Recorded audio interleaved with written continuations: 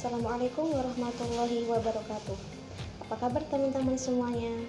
Semoga dimanapun kalian berada, Allah senantiasa memberikan kesehatan kepada kalian, meskipun kita tahu kita masih ada dalam masa pandemi yang sekarang ini. Oke teman-teman, sebelum kita mulai belajar pada hari ini, yuk kita awali dulu dengan bacaan basmalah bersama. Bismillahirrahmanirrahim. Oke, terima kasih. Sebelumnya saya mau tanya kepada teman-teman, pernah nggak sih kalian mengamati benda-benda yang ada di sekitar kalian? Ketika kalian keluar rumah, tentunya kalian akan berjumpa dengan batu, motor, mobil, ataupun hewan seperti kucing, ayam, dan pepohonan. Tapi pernahkah kalian berpikir, apa sih ciri-ciri yang membedakan di antara benda-benda tersebut? Nah, tentunya ketika kalian mengamati batu, selamanya batu tidak akan mengalami pertumbuhan. Berbeda dengan kucing, dia akan mengalami pertumbuhan, mulai dari kecil sampai besar. Mobil pun demikian. Mobil tidak akan memerlukan makanan, tapi tumbuhan dia memerlukan makanan untuk keberlangsungan hidupnya. Sampai sini saya yakin bahwa kalian itu sudah paham mana yang merupakan makhluk hidup dan mana yang merupakan makhluk tak hidup.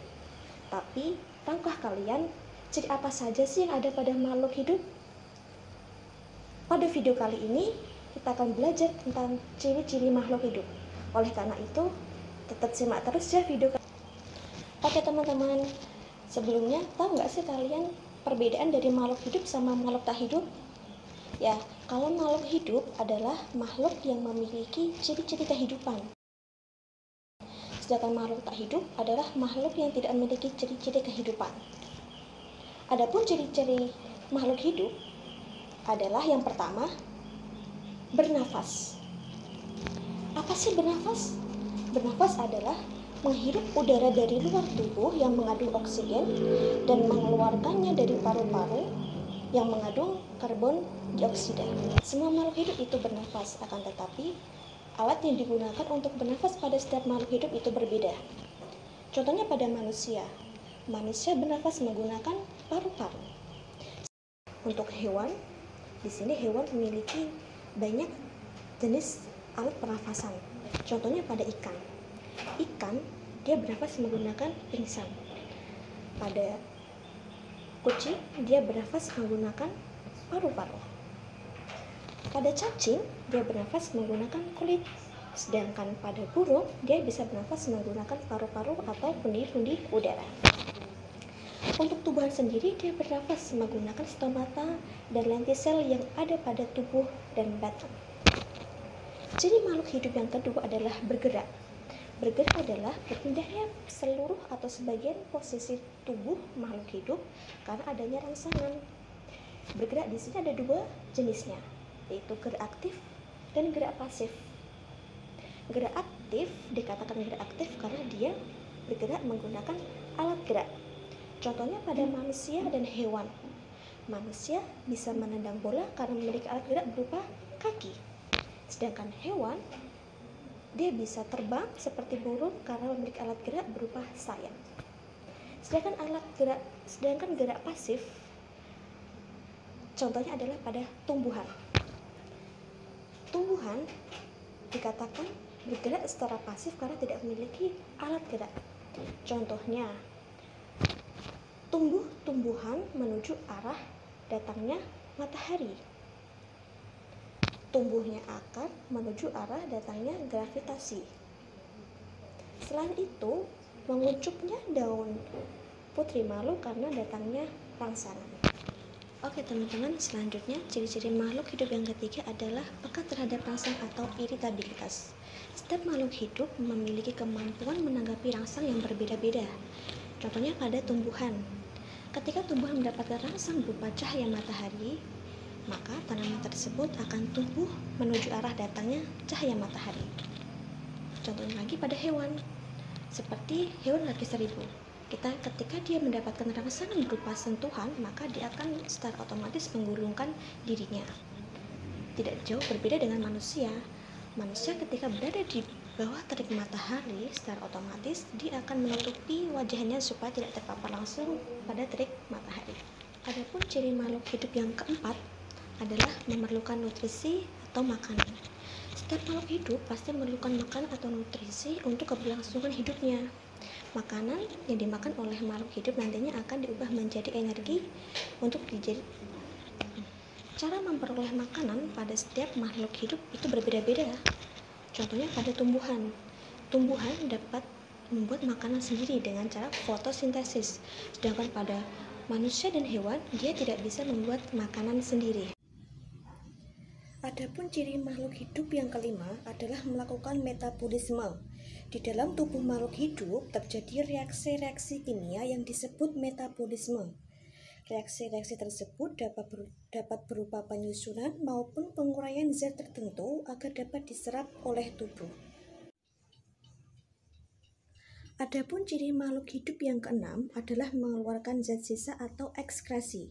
Pada proses metabolisme, selain menghasilkan energi, juga menghasilkan zat sisa yang harus dikeluarkan dari dalam tubuh. Zat sisa bisa berupa karbon dioksida, urin, urea, keringat, dan senyawa-senyawa lain yang bersifat toksik atau racun. Jika tidak dibuang, segala zat tersebut akan menumpuk di dalam tubuh dan berpotensi menyebabkan gangguan kesehatan. Adapun alat ekskresi pada makhluk hidup itu berbeda-beda. Pada manusia, tentunya kita tahu alat ekskresinya yaitu berupa paru-paru, ginjal, hati, dan kulit. Contoh saat kita berjalan kaki menempuh jarak yang jauh, tubuh kita akan mengeluarkan keringat melalui kulit. Sedangkan alat ekskresi pada hewan itu juga bermacam-macam. Pada cacing tanah memiliki alat ekskresi yang disebut dengan nefridia. Sedangkan pada serangga memiliki alat ekskresi yang disebut dengan buluh malpighi, dan pada aves memiliki alat ekskresi berupa ginjal dan paru-paru. Pada tumbuhan memiliki alat ekskresi yaitu berupa stomata. Untuk ciri makhluk hidup yang ketujuh adalah tumbuh dan berkembang. Tumbuh adalah bertambahnya jumlah dan berat sel pada tubuh makhluk hidup yang bersifat irreversibel atau tidak dapat kembali ke semula. Contohnya manusia. Manusia mengalami pertumbuhan mulai dari bayi, anak-anak, remaja, dewasa, sampai orang tua.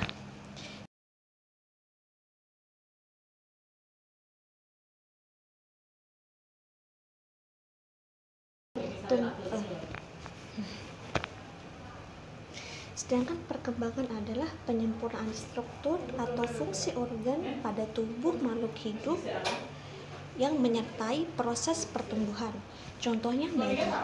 Bayi sewaktu masih kecil dia hanya bisa digendong oleh ibunya, akan tetapi dengan berkembangnya fisik bayi tersebut bisa merangkak, berjalan, bahkan berlari. Untuk ciri makhluk hidup yang ke-8 adalah berkembang biak. Tujuan dari berkembang biak adalah melestarikan jenisnya. Makhluk hidup berkembang biak dengan berbagai cara.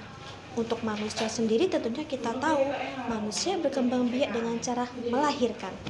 Sedangkan pada hewan memiliki cara berkembang biak yang berbeda-beda. Ada yang bertelur disebut dengan ovipar. Contohnya pada ayam. Ada juga yang melahirkan disebut dengan vivipar. Contohnya pada kucing. Sedangkan ada juga hewan yang bisa bertelur dan melahirkan disebut dengan ovovivipar. Contohnya pada ikan hiu. Adapun ciri makhluk hidup yang ke-9 adalah adaptasi. Adaptasi adalah kemampuan makhluk hidup menyesuaikan dirinya pada lingkungannya. Contohnya manusia. Manusia ketika dia berada pada daerah yang dingin, secara otomatis dia akan menggunakan pakaian yang tebal untuk melindungi dirinya dari suhu yang dingin. Adapun ciri-ciri makhluk tak hidup ada di bawah ini ya untuk ciri-ciri makhluk tak hidup. Oke teman-teman semua, semoga video pembelajaran kali ini bisa bermanfaat bagi kita semuanya ya. Ingat, tetap jaga kesehatan meski kita masih berada pada masa pandemi.